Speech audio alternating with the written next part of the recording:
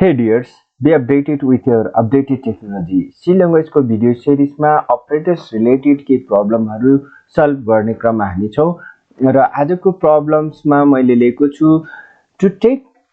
time in a second and convert into hours, minutes and second. हामीसँग केही number huge number एउटा second हुन्छ त्यो सेकेन्डलाई आवर्स मिनट्स र फेरि रिमेनिङ सेकेन्ड्समा कन्भर्ट गर्छौं यो भन्दा पहिला पनि मैले भिडियो बनाएको छु जस्तै हाम्रो डेज नम्बर अफ डेज लिने त्यसलाई year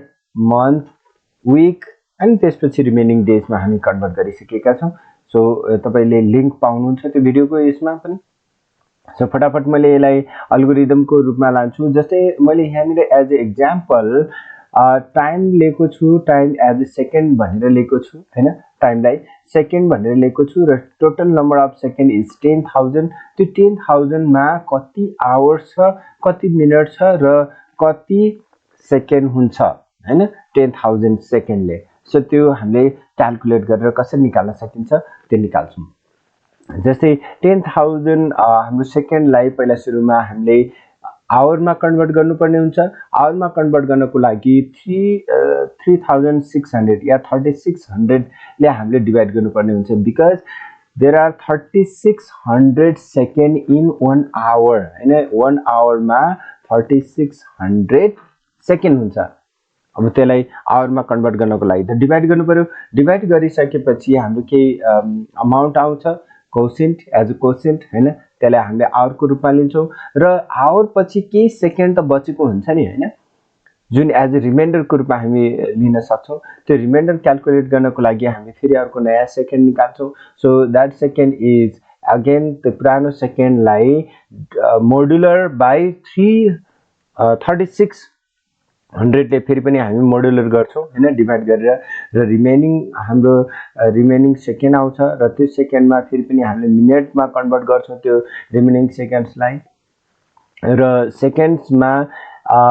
1 minute equal to 60 second हुन्छ सो 60 ले फेरि पनि हामीले त्यसलाई डिवाइड गर्यो भने हाम्रो मिनेट्स पनि आउँछ एन्ड देन लाइक दिस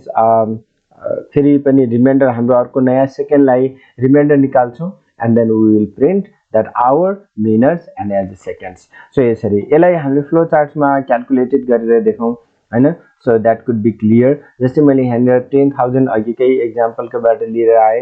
10000 लाई 3600 ले हामीले डिवाइड गर्दा 2 आयो एज अ कोसेन्ट तर यहाँ निर के रिमाइन्डरहरु आउँछ त्यो रिमाइन्डरलाई मैले यहाँ निर डट पछि मैले लेखेकै छैन एज इन्टिजर डिक्लेयर गरेर हामी लिन्छौं and then remainder निकाल्छौं फेरि पनि मोडुलर गरेर 3600 ले र हाम्रो रिमाइन्डर आउँछ 36 या sorry 2800 this 2800 is our remaining seconds after hour है आवरमा कन्भर्ट गरिसकेपछि बचेको सेकेन्ड हो र त्यसलाई फेरि पनि हामीले मिनेटमा कन्भर्ट गर्नुपर्ने हुन्छ मिनेटमा कन्भर्ट गर्नको लागि we have to divide by 60 and that is as a quotient 46 आउँछ तपाईहरुले क्याल्कुलेटरमा क्याल्कुलेट गरेर देख्न सक्नुहुन्छ and then again we have to find the remainder or remaining second also we can say that is modular by doing the modular helps us to convert remainder so in this way and we have to display that all हैन अब यसलाई हामी practically उसमा कम्पाइलरमा गरेर हेर्छु यहाँहरुलाई कस्तो लागिरहेछ please don't forget to subscribe share मेरो यो मेहनतलाई हैन सो लेट्स मैले फटाफट मेरो देबमा लान्छु र यहाँहरुलाई प्रोग्राम गरेर देखाउँछु है त म यहाँनिर केही कमेन्ट आएको छ लाइक how to run हैन so the first time if you open that dev C++ and you can find like this screen so control n is for the new अब यहाँनिर हाम्रो नयाँ आउँछ र यसलाई एक्जिक्युट कसरी गर्ने सर भन्ने कुरा पनि आउँछ एक्जिक्युट गर्नको लागि टाइप गरिसकेपछि हामीले कन्ट्रोल यो सरी तपाईले फंक्सन की है सबभन्दा टपको फंक्सन की F11 थिच्नु भयो भने कम्प्युटरमा चल्छ यदि ल्यापटपमा हो भने फंक्सन fn फंक्सन की र F11 थिच्नु पर्ने हुन्छ जसले गर्दा उले चाहिँ त्यहाँनिर कोड लाई सेभ गर्नको लागि भन्छ सुरुमा सेभ गरिसकेपछि रन गर्न सक्नुहुन्छ या तपाईले एक्जिक्युट मा क्लिक गर्नुहुन्छ यो एक्जिक्युट ट्याब छ यहाँनिर है एक्जिक्युटमा क्लिक गरिसकेपछि तपाईको यहाँनिर कम्पाइलर रन दुईटै छ F11 गर्न सक्नुहुन्छ कम्पाइल एन्ड रन F11 छ रन मात्रै F10 छ कम्पाइल F9 सो हामीले F11 गर्नुभयो भने कम्पाइल पनि हुन्छ रन पनि हुन्छ यहाँबाट पनि गर्न सकिन्छ सो मैले फटाफट प्रोग्राम लेख्छु सो हामीलाई पहिला सुरुमा त हेडर सेक्सन चाहियो so hashtag include so stdio.h तर तपाईहरुले यहाँनिर एज अ रिमार्क्स पनि लेख्न सक्नुहुन्छ रिमार्क्स कसरी लेख्ने भन्ने कुरा मैले योभन्दा पहिलाको भिडियोमा देखाइसकेको छु या तपाईले यहाँनिर यो सिंगल रिमार्क्स भयो भने तपाईले एस्ट्रिक यसो गर्नु भने यो मल्टी लाइन रिमार्क्स हुन्छ सो त्यसरी गर्न सक्नुहुन्छ सो मैले यहाँनिर मेन फंक्सन फटाफट गर्छु एन्ड सो अब मलाई के चाहिन्छ त भेरिएबल्स एज इन्टिजर हामी गर्नुपर्ने हुन्छ किनभने हामीले रिमाइन्डर क्याल्कुलेट गर्न सक्छौं इन्टिजरमा फ्लोटमा हामीले रिमाइन्डर क्याल्कुलेट गर्न सक्दैनौं सो इन्टिजर डेटा टाइप हाम्रो पहिला सुरुमा त टोटल सेकेन्ड निकाल्छौं हैन सो क्यापिटल एसले मैले इन्डिकेट गरे त्यसपछि यसलाई कन्भर्ट गर्छौं आवरमा त्यो पनि मैले गरे त्यसपछि मिनट्स यो चाहिँ हाम्रो नर्मल्ली यही तीनटा चाहिन्छ है अरु पनि चाहियो भने फेरि पनि हामीले जहाँ चाहिन्छ त्यही डिक्लेयर गर्न सक्छौं या रिडिक्लेरेसन यहाँनिर आउन सक्छौं सो मैले अब यहाँनिर प्रोटोटाइप मेसेज गरे सो युजर्स को लागि यहाँनिर इन्टर टाइम इन सेकेन्ड है हाम्रो टोटल टाइम इन सेकेन्डमा हुन्छ इन्टर हुन्छ त्यसलाई स्क्यानएफ गरेर मैले नि यो इन्टिजर भएको हुनाले %d स्पेसिफायर हुन्छ र address of yes capital S मा मैले अमाउन्ट अफ सेकेन्ड लिए है त त्यसपछि अब मैले आवरमा कन्भर्ट गर्नको लागि अघिकै जस्तै यो त मैले लिइसकेपछि I have to go with that calculations our equals to मैले के भने थिए अघि हाम्रो यो जुन सेकेन्ड छ हाम्रो total seconds is divide by 3600 because 3600 second हुन्छ 1 आवरमा त्यसपछि हाम्रो रिमेनिङ सेकेन्ड्स फेरि निकाल्छौं रिमेनिङ सेकेन्ड्स को लागि हामीले के गर्नुपर्छ यस सेकेन्ड्स इज मोडुल बाइ हैन सो यहाँनिर मोड्युल यसले मोडुलले के गर्छ रिमाइन्डर क्याल्कुलेट गर्छ 3600 ले मोडुल गर्ने त्यसपछि हामीले फेरि पनि रिमेनिङ सेकेन्ड कन्भर्ट भइसकेको हुन्छ र मिनट्स निकाल्छौं हामीले मिनट्स लाई फेरि पनि यही सेकेन्ड्स लाई है second should be divide by 60 किनभने 1 मिनेटमा 60 सेकेन्ड मात्रै हुन्छ again we are going to convert this second should be module by 60 so that's all यति क्याल्कुलेट गरिसकेपछि एकदम सिम्पल छ तपाईहरुले गर्न सक्नुहुन्छ it's a very simple so यहाँनिर अब डिस्प्ले गर्दिनुस् हैन डिस्प्ले गर्नको लागि you must do the /n for the new line so यहाँनिर the time so यहाँनिर पहिला सुरुमा hour so मैले यहाँनिर hour राखिदिए hour मा %d अनि सँगसँगै मैले यहाँनिर मिनट्स पनि राखिदिन्छु हैन so hours first or minutes either you can मैले यसलाई यसरी पनि दिन्छु so first मा hours हुन्छ यसलाई hours भनेर मैले राखिदिए then let's यहाँनिर minutes I think it could be better to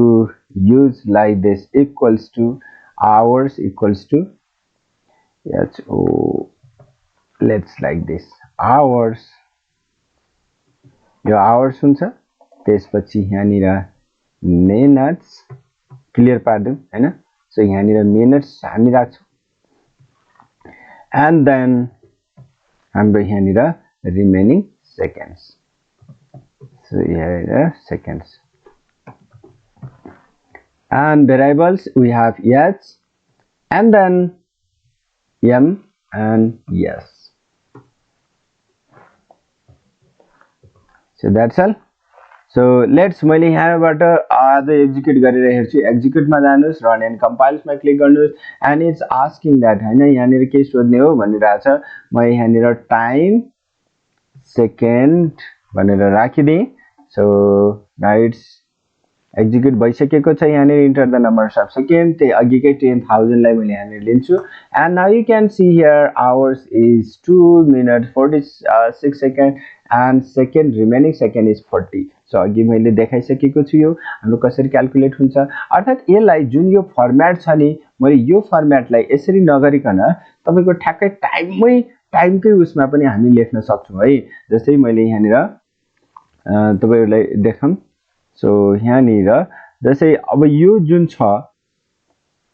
म यसलाई सबैलाई हटाइदिन्छु। And just I'm going to write here first is hour हैन। So %d यहाँनिर hour हुन्छ अनि त्यसपछि फेरि अर्को %d यहाँनिर minutes हुन्छ। यसरी राखेर %yes यो तीनटालाई राखेर मैले तीनटालाई मात्रै यसरी टाइम क्याल्कुलेट गर्दिए भने that also you can see it's wonderful। So मैले अलिकति चेन्ज गर्दिन्छु। So अघि मेरो 10,000 थियो भने now I'm going to write here 12,000। yes, so 12,000 and you can see here अब यो जुन time यहाँनिर hours minutes and then this and यहाँनिर null। okay, so here is let's जुन यहाँनिर आइराको छ I have to change less, it's okay, printf %d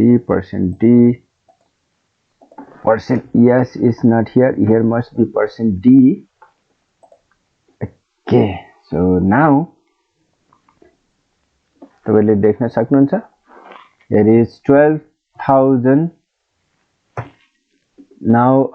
and here see here यहाँनिर hour यो माथि चाहिँ कति आयो 3 hours 20 second and 0 second आएको छ भने यहाँ एज अ टाइम हामीले यसरी टाइम ठ्याक्कै 3:20 0 यसरी पनि दिन सक्छौं। So it's wonderful. सो यहाँहरुलाई कस्तो लागिरहेछ प्लिज ट्राई गर्नुस् and enjoy। see you in next video। thank you।